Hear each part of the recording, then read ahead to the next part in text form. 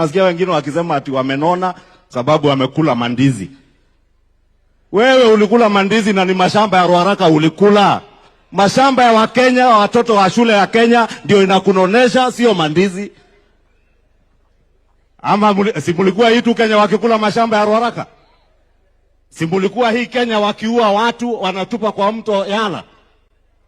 Sasa walikuwa natupa watu kwa river Yala. Leo tunawaambia ile reli walikwamisha, zile barabara walikwamisha, ndizo William Ruto anaendesha zikamilike ili Wakenya wote waweze kushiba na wanone kama nyinyi. Haiwezi kuwa ati nyinyi tu ndio mnaweza kunona. Wakenya wengine pia wanataka wapate nafasi za uchumi wanone kama nyinyi. Kama ni mandizi mnakula, lakini mambo ya kuua Wakenya, muliua Wakenya, hiyo tuachie Mungu. Na wale wenye watachunguza.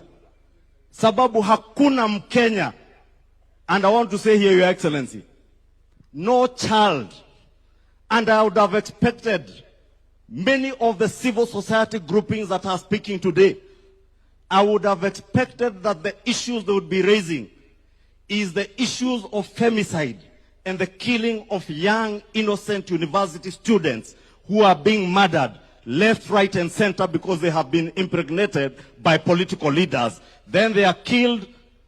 Yet we do not hear any single civil society, even our women rights fighters and our human rights activists, even call for investigations. And I know, Your Excellency, a lot will be said. But if you think you can murder a single Kenyan and get away with it, please mark my words, you will not get away with the murder of innocent Kenyan girls. Even those who murdered Kenyans and dumped them in River Yala, you will not get away with it. Time will come. Na mkono wa sheria ni mrefu, usifikiri umejificha ama utajificha nyuma ya siasa. Wakati unakuja. Mheshimiwa Rais, wacha nikomee hapo, lakini hawa watu, hao naomba tu Mheshimiwa Rais utuachie. Tutasukumana nao, huyu Lendama na hii rungu yake atasukumana na wao.